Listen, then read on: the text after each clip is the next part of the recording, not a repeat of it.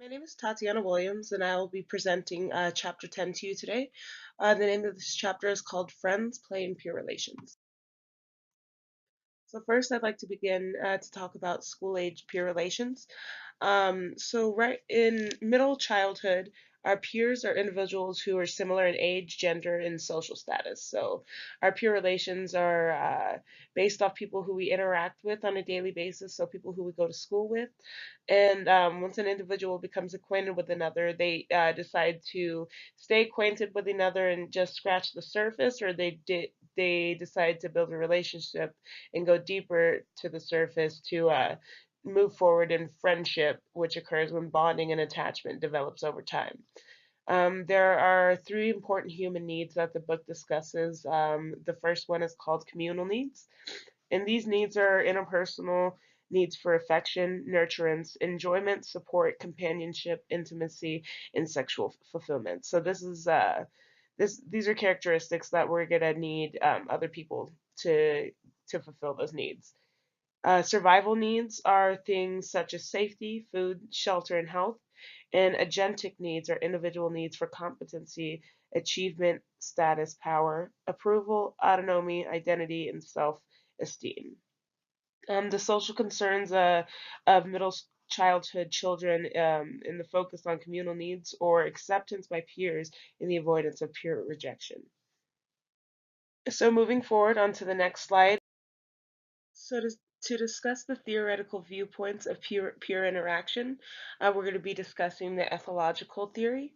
This is the theory that's used mainly when observing middle childhood peer reactions and relationships in general. This theory works to describe school-age children's group interactions. The friendships during this stage in life, from occasional interaction into enduring reciprocal relationships involving trust and mutual support. Researchers use observed behaviors like attachment and separation to describe group relations over time. So now to talk about friendship stages. So since middle childhood does span from 6 to 12 years old, there's a variety of different levels in which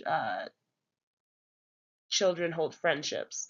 So aging through middle childhood, as when going through those different levels, we have different perspectives on what an individual is looking to get out of a friendship.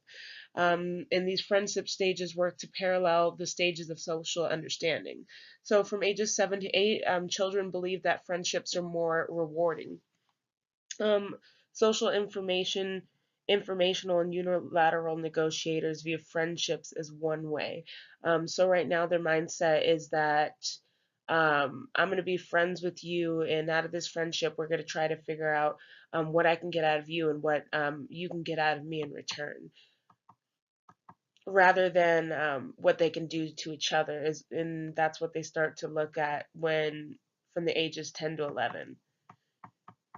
But when we're looking at what we can get out of one of another at the ages of 7 and 8, this is called the reward cost stage. So moving on to ages 10 to 11, the normative friendship develops. And this is when they come to the sense of realization that they can be there for one another, and when loyalty starts to form in between a friendship.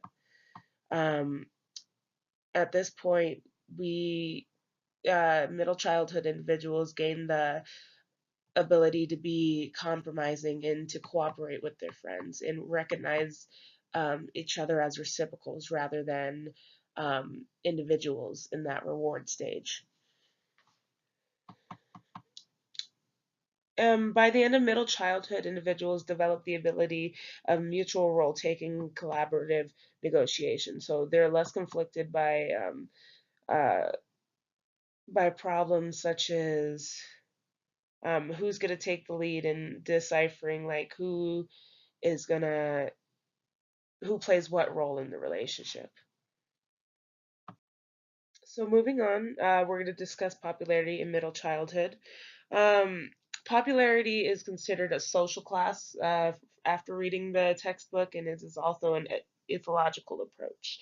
There's a few different levels of social status. So the most popular one, should I say, is popularity, and it's operationally defined as individuals who name an individual target child as liked. Um, and when they're rejected, the individual target child are considered disliked. Popular children typically have really strong social interactions and social behavior among their peers, and their cognitive abil- abilities is higher, um, and they have lower levels of aggression and withdrawal when it comes to social interaction. On the opposite side of the scale, rejected children are harvest higher levels of aggression and withdrawal and have lower levels of social behavior and cognitive ability. Neglected children usually display lower levels of social interaction paired with disruptive behaviors and higher levels of withdrawal than peers. And lastly, controversial children are less compliant and more aggressive than your average child compared to the popular, the rejected, or the neglected. Now to talk about peer acceptance. This is the way individuals are viewed by their peers and are reciprocated by others. The difference between peer acceptance and friendships is that peer acceptance focuses more on the child's relationships within a group rather than the outgroup. So, peer acceptance focuses on the quality of the relationships rather than the child's dyadic relationships with individual peers. So it kind of goes into a deeper level when acceptance comes through. This conflict influences friendships by making clear the amount of choices the individual had or has in among a group of friends. So it usually, typically in a group of friends, you'll see a leader. You'll see someone who calls most of the shots, and you'll see the other friends following around and listening to this leader. So that all just depends on the peer acceptance, and the levels differ within each individual in the group. Now, to speak upon peer networks, these are forms of gatherings by peer groups. Peer Peer networks consist of cliques and crowds. To start, cliques is a type of peer network that forms by a small group of close friends. Usually, these close friends have similar interests. They are already friends, and it's not hard for them, but they make the choice to make it difficult for other people to join the clique. So it's a very closed off group. Um, to my surprise, male relationships are more likely to become interconnected over time compared to girls, which is really shocking just because typically you'd think women or girls in this situation in middle childhood make those more deeper and intimate connections. But even though those deeper and more intimate connections are made by girls, they aren't maintained over time. So boys are research has showed that boys have longer relationships over time. Another type of peer network is crowds. Crowds are more reputation based rather than being connected on a personal level. So when I talk about crowds, you can think of like a church group or a football team or just like a team of athletics all together, a choir, just people who harvest the same values, who share the same beliefs and attitudes and behaviors about a certain uh, and who belong to a certain group. They can act as a social guide to help children in middle childhood maintain peer relationships. There are major factors that work to form friendships, and these major factors include socio-demographics, which include factors such as socioeconomic class, ethnicity, and race, and so on. Another factor is the social selection. The social selection builds relationships within people who are similar to themselves or who towards others who they're attracted to and who they want to make a relationship with. And lastly, mutual socialization, and this occurs when children become interestingly similar to their friends and who they may interact with over time.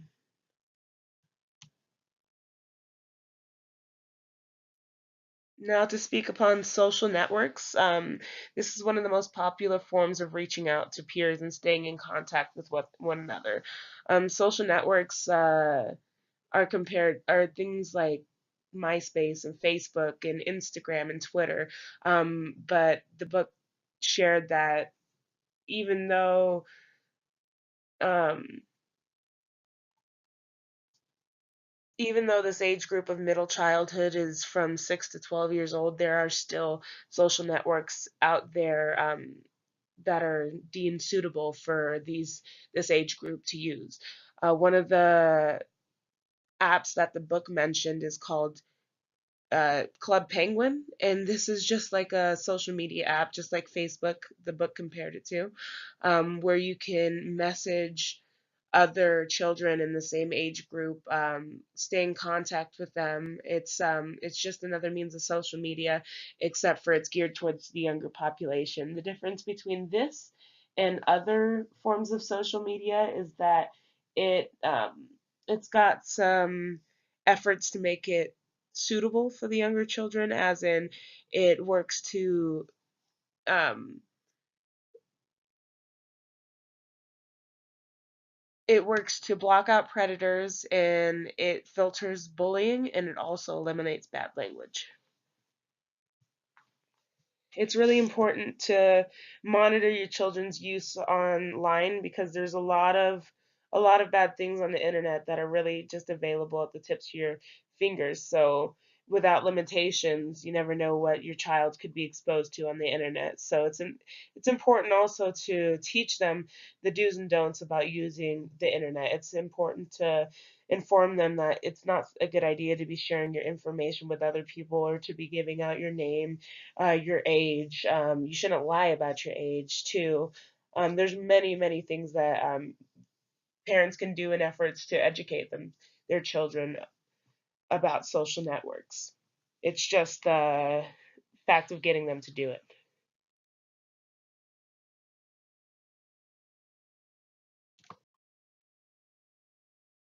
Same-sex networks. These networks are developed from the natural gender segregation that occurs within school. And not only does this segregation between genders occur within schools, it also occurs outside of schools. It occurs all throughout our lives, starting at birth all the way up to old age. It's just something I feel like it's a sense of comfortability that people form when they're around um, people of the same gender. So, to speak upon these networks, female relationships embrace more frequent, intimate, and supportive interactions compared to male relationships. Like I mentioned earlier, although females do interact in these type of relationships that are more intimate, they usually don't last longer compared to males. In the same-sex male relationships, anger can be inflicted through simple and silly things like competition and who's better at a video game than the other.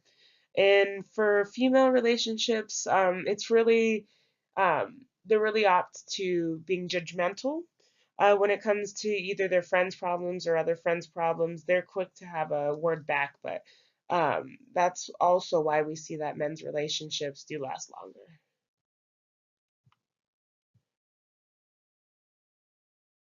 In middle childhood play, this is where our play becomes more cognitively advanced. It requires us to take our cognitive thought process to a deeper level. Um, it requires more logical reasoning and advanced memory skills compared to the play that we used to engage in when we're in early childhood. Social competence is a necessary ability to have in order to successfully interact with our peers. So, what this means is that it can be enhanced by levels of positive social interaction, and that's important to remember. So the more positive social actions you'll have, the deeper levels of the deeper ability of social competence you'll be able to gain. Now to touch on social skills, these are skills that have been deemed socially acceptable behaviors by the environment around us.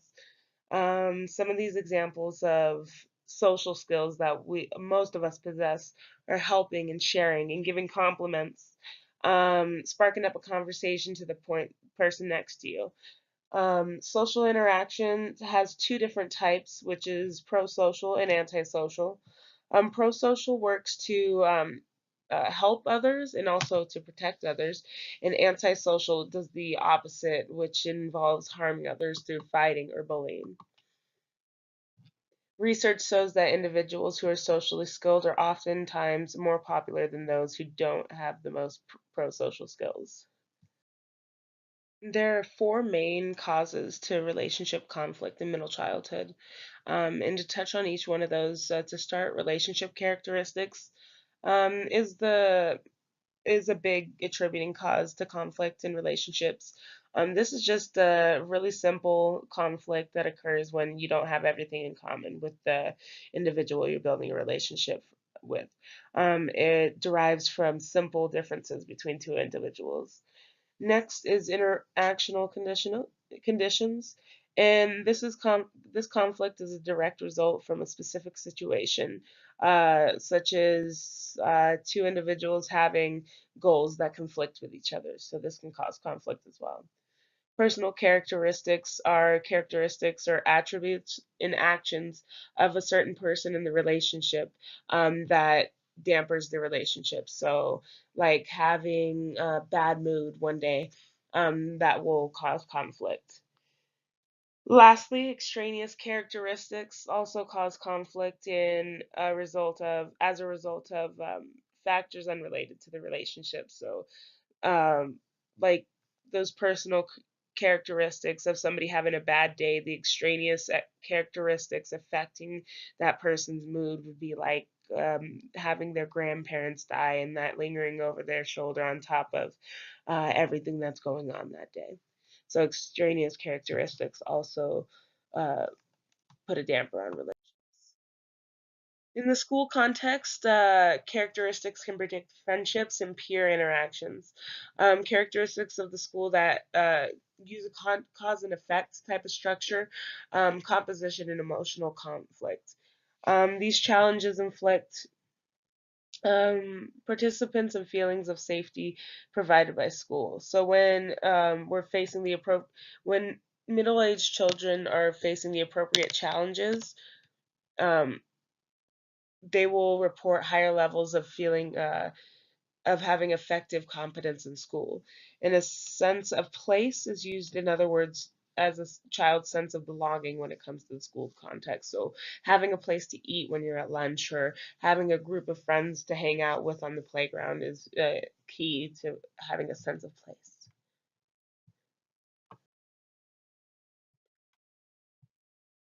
And I would also like to talk about the community context when it comes to middle childhood. This is how individuals draw their friends from the community.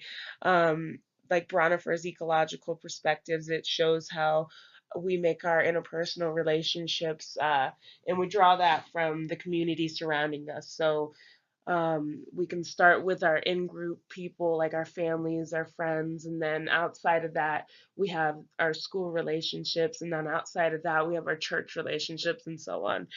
So all of that plays a role in the relationships that we make through middle childhood. Social address variables refers to the concept that variables in a child's life circumstances are based off the global indexes. And what is meant by that are the demographic factors like socioeconomic status and ethnic background. So these social address variables help us are the factors in the community that affect our relationships. And the term niche are very specific environmental conditions that an individual lives over. So a niche works to define a child's social ecologies, and these have a direct implication on the social development in middle childhood. Thank you so much for listening to my presentation.